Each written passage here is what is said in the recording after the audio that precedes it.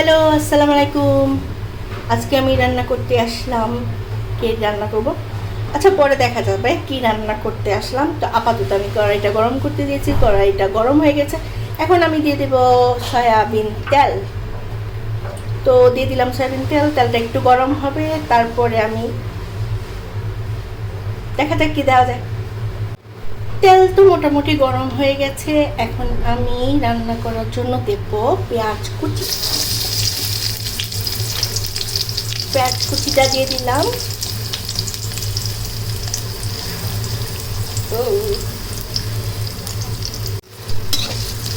পেঁয়াজটা একটু নেড়ে চেড়ে দেব। এখন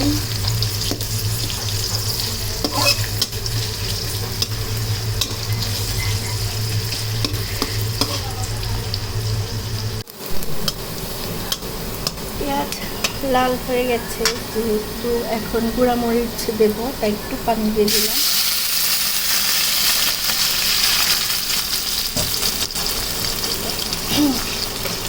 এই সামান্য পানিটা যদি না দিতাম তাহলে গুঁড়া মরিচ দেওয়ার সময় সম্পূর্ণ পুড়ে যেত। তো প্রথমে দেব মরিচের গুঁড়া,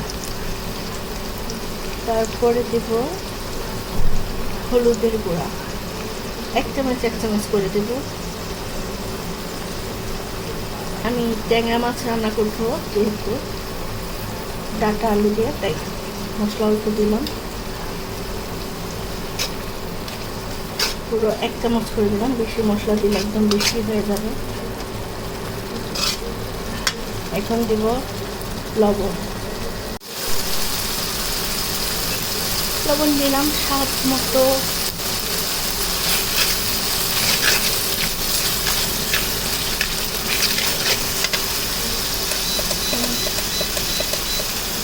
চুলাটা কমিয়ে দেব।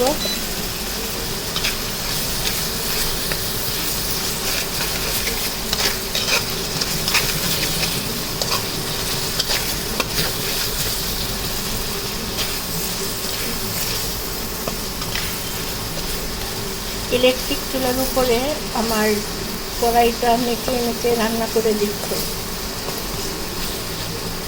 ইন্ডাকশন চুলা তো, যার কারণে আমি এই কড়াই দিয়ে রান্না করতে পারি, কোনো সমস্যা হয় না। এখন আমি একটু সামান্য পানি দেব। পানিটা দিয়ে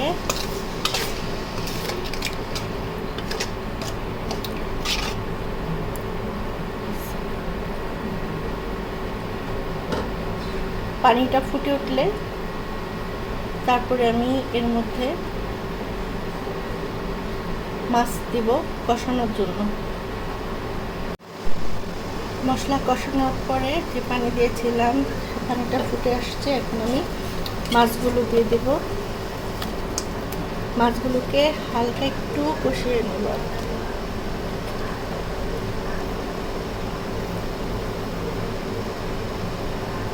এই ট্যাংরা মাছগুলোতে প্রচুর ডিম ছিল, কিন্তু ডিমগুলোকে আলাদা করে ফেলেছি, একসাথে রাখিনি।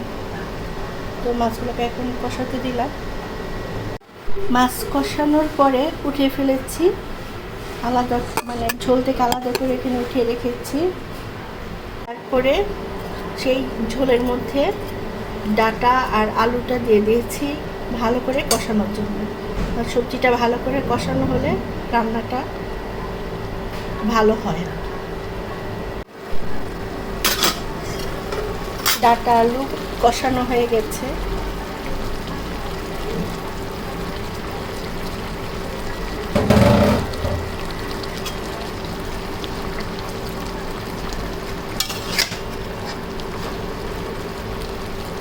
এখন পানি দিয়ে দেব,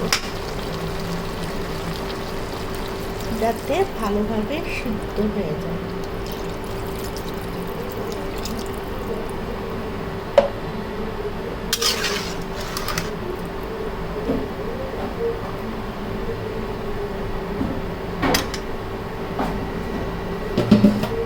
এখন আমি ঢেকে দেব।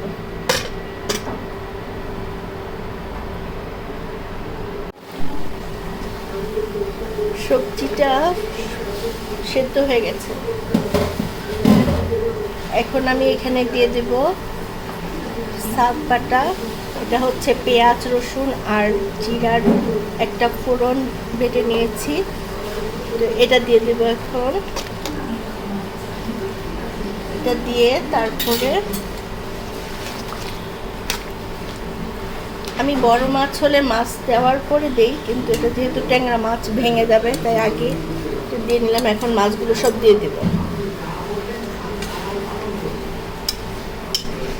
ট্যাংরা মাছ দিয়ে দিলাম। এখন আমি এই তো মাছটাকে দিয়ে দিলাম, এখন ঢেকে দেব।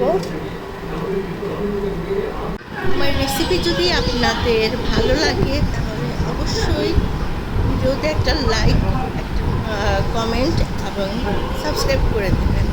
পাশে থাকার জন্য ধন্যবাদ। আল্লাহ হাফেজ।